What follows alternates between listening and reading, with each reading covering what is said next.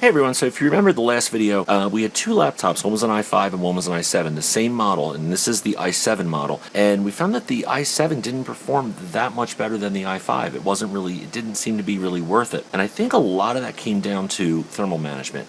These things love to run hot. I mean, they idle around 50 or 60 degrees Celsius. The second you throw any load at them whatsoever, they just immediately spike up to 90 degrees or 99 degrees even. Not good, and that's just the way they are. So obviously a lot of the performance issue is from them thermal throttling. Now this is actually the second time that I tried filming this, but the first time I didn't hit record on my computer, so nothing happened. And as far as I got was taking the bottom off of it, and then I realized it, so I didn't actually get into it. But what I was wondering is if we could replace this heatsink with something, I don't know, better, like this. Now granted, that's not a permanent fix, but just to see how it would perform. Obviously this one's not going to fit, but I did find this one here, and I thought with this raised ridge at the bottom it would be able to fit in there. Unfortunately, I tried that and it did not work. These posts that hold the screws, or that the screws screw into, are in the way, and this is the closest thing I have. I'm not going to cut this for a 5-minute experiment. So I just wanted to see, what happens. Now, for those that don't know, let me show you here. So I have this thing called Dell Fan Management. Somebody wrote this. You can find it on GitHub. I can leave a link if you'd like me to. But with the fans running on high, and you can see here it's up close to 7,000 RPM. It's idling, high 30s. It'll bounce around maybe low 40s. But the second we throw any load at it whatsoever, it immediately bounces up to 98 degrees Celsius and it starts to thermal throttle. See? And now this one, I think it's like 3.6 or 3.8 with all the cores lit up. With one core, it'll go to 4 gigahertz. And we're not getting anywhere close to that. So obviously, I don't have a heatsink that'll fit in there, but this next best thing is, what if we put it on top of this heatsink? And I can tell you that when this is running, this actually gets pretty toasty. You can't even touch it, it gets so hot. So what I have here is some thermal tape. Now I could put some thermal tape there, but I want a little bit of space to stand this off of the board a little bit. So yeah, thermal tape is not going to be the greatest. However, with this experiment, I think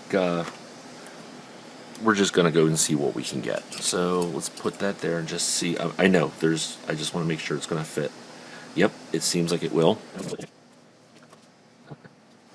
And a lot of people have said about undervolting these CPUs in this laptop. I looked into it a little bit, and it seems as though Dell has locked it in their most recent BIOS update. And now I don't do a lot of video encoding with this thing or anything too heavy. I've thought about, and I might actually come back to it and try and undervolt the CPU, but for now I just roll with the way it is. There's a battery, and we got a roll of solder here. Yeah, there we go. And then, and it's going to fall, so that's not going to work too well. Yeah, this is rigged. This is, don't try this at home. This is not the way to do it. Again, I just want to see if there's any difference. So what we're going to do, we hook that up.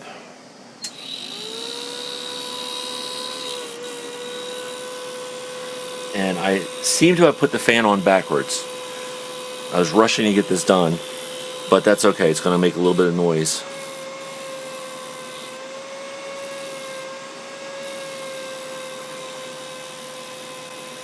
Well, the temps are down to 32, 33.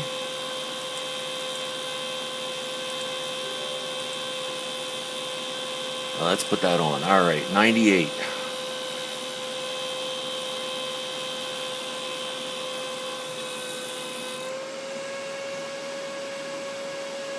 And it's at almost 3.4 gigahertz.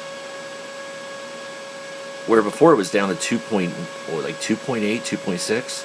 And wow, if you notice, it is going all out.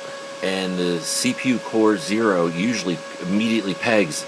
It's down to 86 degrees Celsius just by putting this on top of that other heatsink. However, the frequency is still kind of low. Alright, so I let this run just a little bit just to see what would happen, and yeah, we do get a little bit better performance. As you can see, it's still it was at a higher frequency, but it's still kind of low now. But the CPU temps are at least 10 degrees cooler than they were just by doing this. Now, yes, I know this is not pretty, this is not great, this is rigged.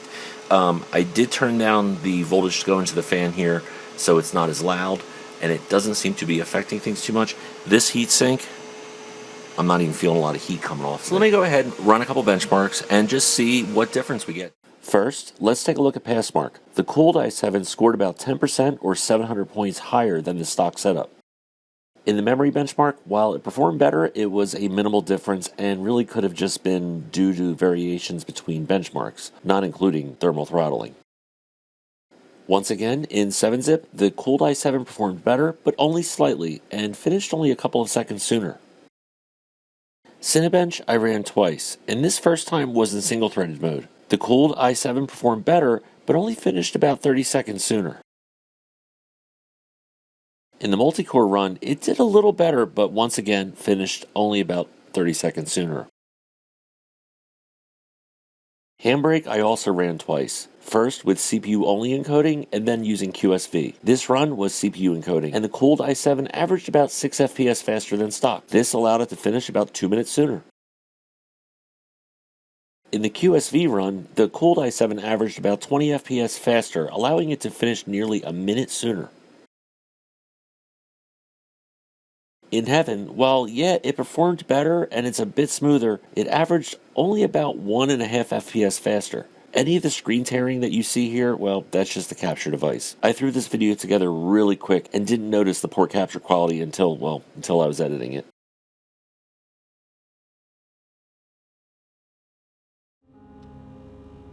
Same goes for superposition. It performed about the same, but you notice though that the temps are much lower on the CPU on the cooled run.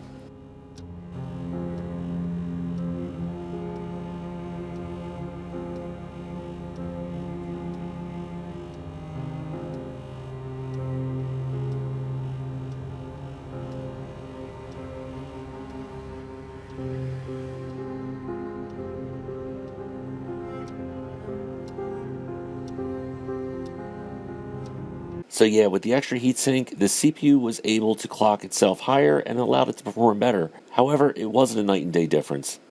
But you'll see that in many of the tests, this mobile i7 did as well and sometimes better than the desktop Skylake i5 from a previous video.